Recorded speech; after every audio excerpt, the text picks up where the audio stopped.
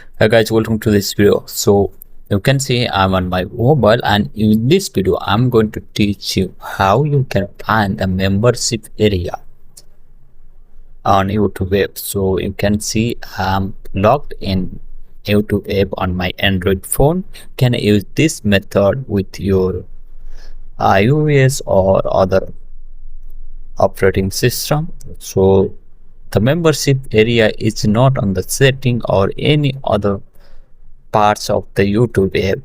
It is hidden, and that's what I'm going to teach you. It is hidden under the trending section. You can see it. You tap on that trending section like that, and you scroll down. You'll see this option membership. You see at the last. So in this section, you will find only the channel or courses that you are a member of on YouTube app. So this is how you find the membership area on YouTube.